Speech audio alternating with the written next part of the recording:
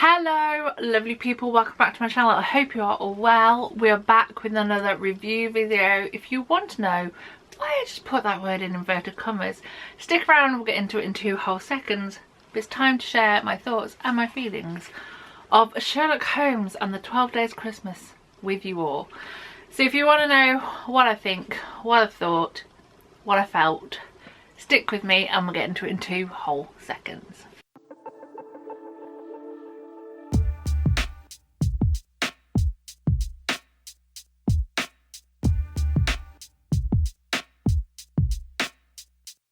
So yes, we are back with another review.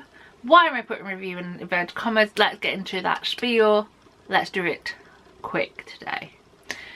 So for every show that I see, I like to do 2 separate videos, time and willing permitted. Willing being a big thing at this time of year where I just want to curl up in a ball continuously. If I could hibernate, I would, by the by. So the first of the 2 videos is the Nervous Guide.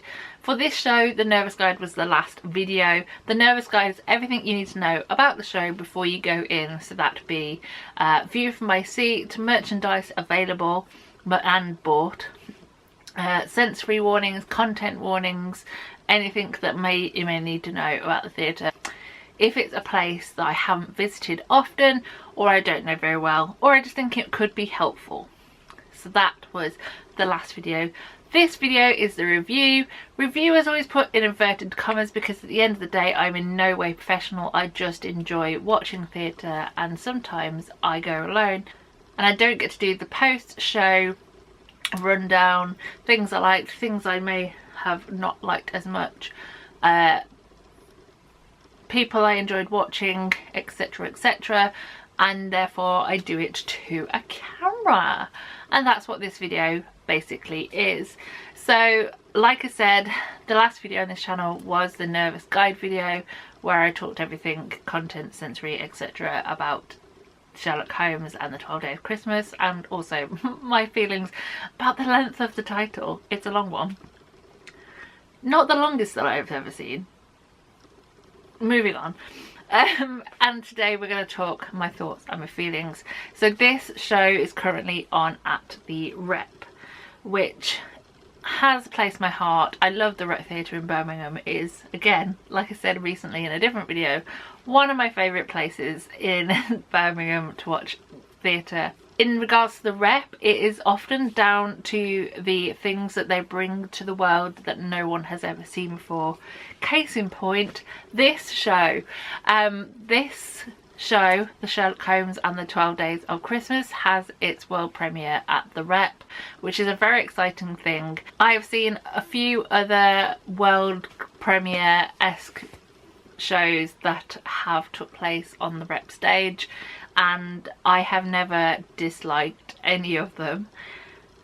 This Christmas sees the introduction of this comedy whodunit featuring the world famous Sherlock Holmes and his sidekick, his second in command, his partner, John Watson, or Dr. Watson. And in this show, the premise of it, if you will, is that they are trying to solve a serial murderer, or find a serial murderer who he is tormenting the West End of London, essentially killing off performers mid-performance. This is definitely a show that I don't want to spoil too much of plot-wise. Basically, what I have just said is where I want to leave the limits, because as it's a whodunit, if I say too much, you'll know who did it, basically. All I'm going to say is there are twists, there are turns.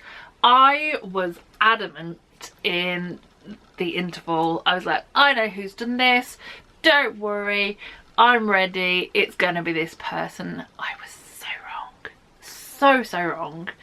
I think that's the good thing about this kind of show. Like, I was having a conversation in the interval with my mum about who had done it. The people behind me were having a big conversation about it and their thoughts, their theories, everything. And because you got so far into that story by the interval, you were like, we've got to come and find who is the killer, who's done it.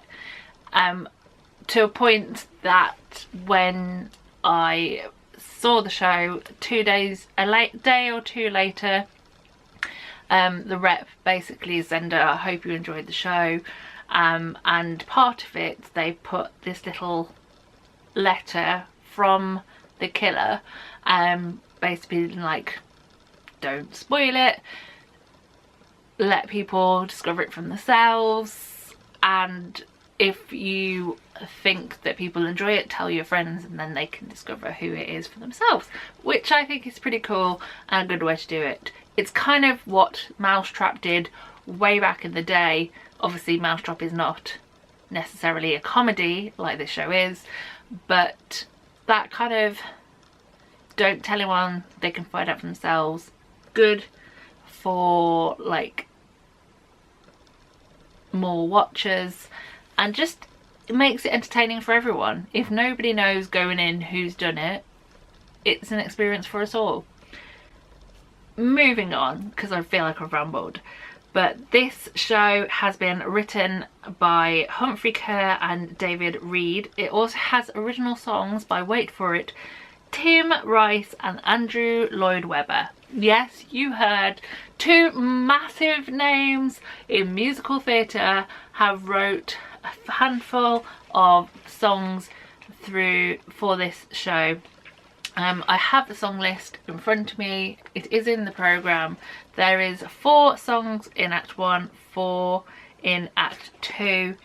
Some of them were kind of catchy, and there was one song which is Christmas Lights, kind of gets brought back in every so often, and it has kind of a fun little tune to it. I wouldn't say they're the most catchiest of songs, but at the end of the day I feel like this is more a play with music in it as opposed to a musical, and that is where I think it works best. Another thing I really enjoyed about the show is that there was an actual live band / orchestra. I don't know how many people need to be in a pit to make it an orchestra. Maybe I should Google stuff like this, but I'm not going to right now. But there was a pianist. I should probably just look it up. So there was a pianist, woodwind, cello, violin, double bass, percussion, all in a little pit at the front of the stage, which I have to say I have never seen a band or any kind of musician team in that space in my many times at the Rep.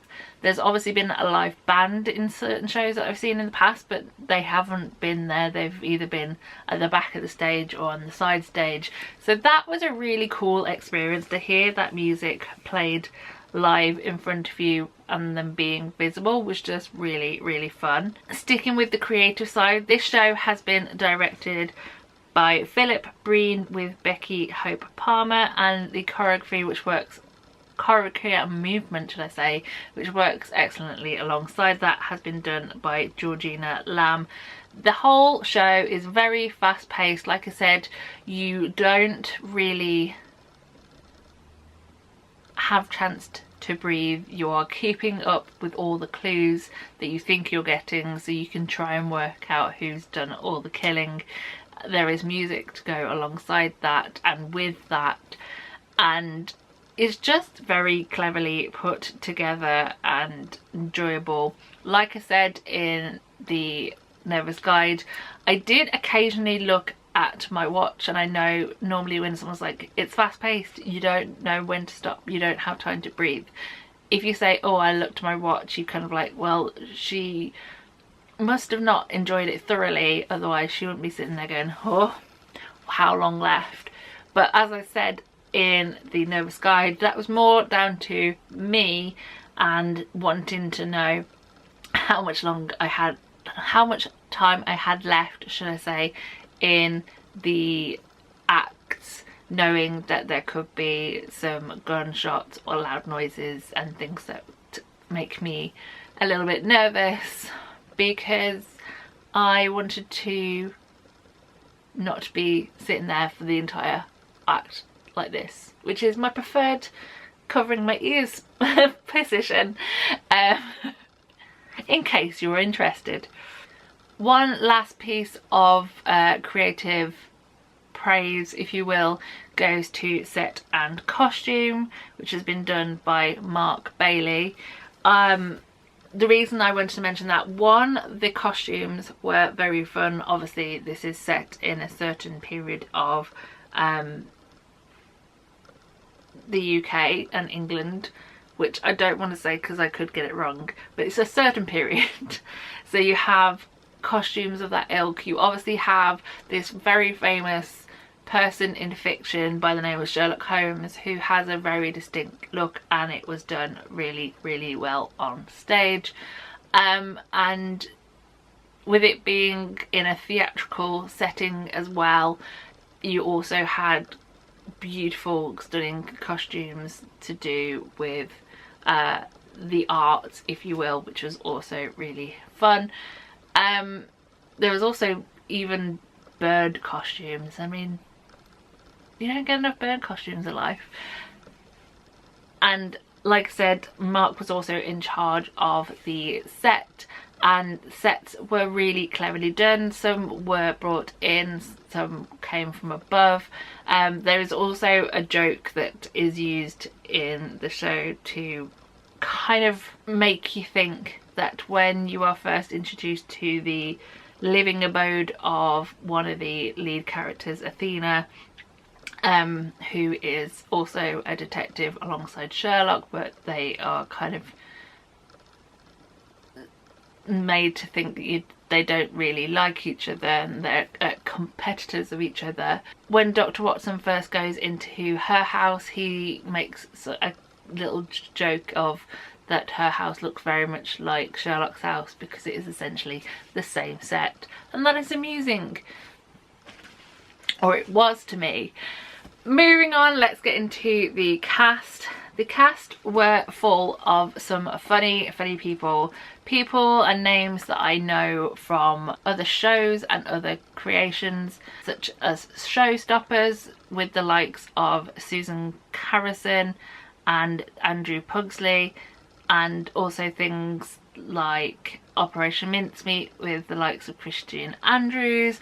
So I knew there were some people who had some funny bones, and that was really cool to see when I was scoping through the programme in the interval and also before the show started.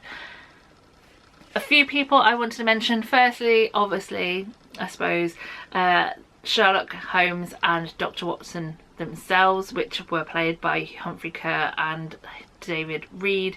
Like I said, they are the writers of the show, so obviously they have the chemistry coming from writing it together, but also they just bounced really well off each other. I really enjoyed them as a duo.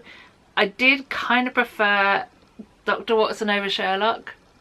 There was something about the way that David as Dr. Watson explains certain things. Obviously he's kind of from a posh background, they both are, and yeah, there's a whole story about why Dr. Watson, or John Watson, does not know the song of the 12 Days of Christmas, and he says it a couple of times throughout the show, and it's just the way that they've written it was just really funny to me, and I really enjoyed it. Yeah, can't sing their praises enough. Inspector Lestrade, who is the police figure of this show, who is also portrayed as quite the bumbling idiot, if you will, is played by John Kearns. I don't know a lot about John as a as an actor and as a person, to be honest, which I apologise for. I do know he has previously been on Taskmaster, so again, funny bones. I really enjoyed the character of Lestrade, just that he's trying to get through and be the best inspector he can, but obviously having the likes of Sherlock Holmes and Dr. Watson and also the other detective by the name of Athena Faversham doing all the hard work, really. I also really enjoyed the two police officers that come on a couple of times with Lestrade, because they are very, very silly characters. They're only small characters and they literally have like a line or two each time they're on, but they were very amusing to watch together. Quickly wanted to mention three female characters, or three females who had characters that I really enjoyed. The reason I say that is because the first one I wanted to mention is Susan Harrison, who I kind of mentioned already with my knowledge of her through the background of things like Showstoppers and also Mischief movie nights. Susan plays a small Cockney boy by the name of Ernie, and she's one of the first people you see on the stage at the start of Act 1, and Ernie is a great character because they kind of weave through the show being kind of like someone that you as an audience are watching, but being in the time period that the show is set in, they are the kind of person that you wouldn't think twice to look at, if that makes sense.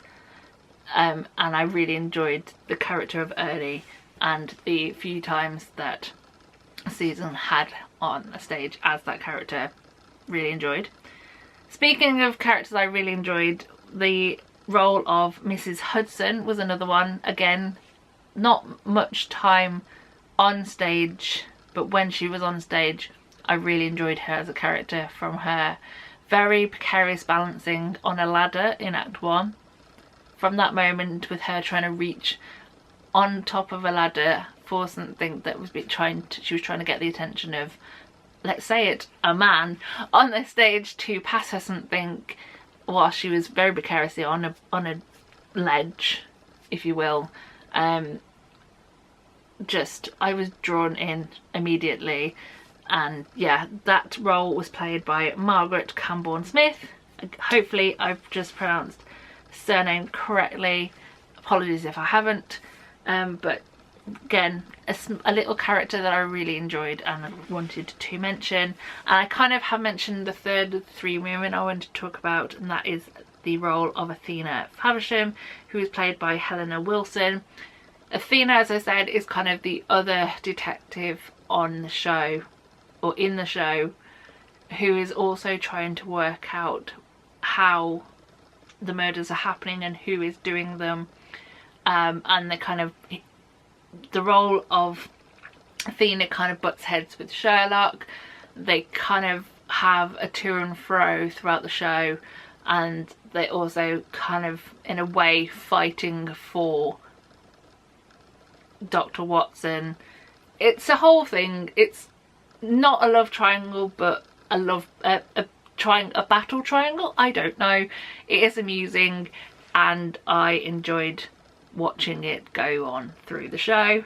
The last person I wanted to mention is someone that I have seen in previous shows throughout the years, and every time I watch this person I fall in love with them even more, and this is definitely the case for this show. That is Cameron Johnson, who amongst other people plays the role of Arthur Stone. Cameron is a hilarious person at the best times. I last saw him in the British version of Guys and Dolls as Big Julie. I've seen him in Nativity. I've seen him in the Everybody's Talking About Jamie tour of years past, and I just really enjoy watching Cameron on a stage doing his thing, and this is no exception. A hilarious person through and through, and yeah, again, loved it. Loved the character of Arthur Stone. I say no more. I really enjoyed seeing this show. It was very much one that I was like, shall I not? I'm glad I did. This show is running at the Rep until the 18th of January, which is a Sunday. This is like the second in 2 years where the Rep has finished their Christmas show, or their Christmas production, if you will, on a Sunday, because they did it last year with, help me here, Lion Witch in the Wardrobe. Was it out even last year? I don't know. I probably dug myself a big hole. But yes, enough of that. It's closing on the 18th of Jan. It has had so many rave reviews so far. I really enjoyed it. If you are anywhere near Birmingham over this festive period or just into January, please check it out. It is really a fun watch, and yeah, I would 100% recommend watching it. All that's left to say now is that I would thank you for watching. That was the weirdest way of getting into that sentence, but thanks for watching. I hope you enjoyed. I hope you come back for more theatre-based fun and frolics next time. But all that's left to say is the usual, and that is so long, farewell, auf Wiedersehen, and goodbye. Bye.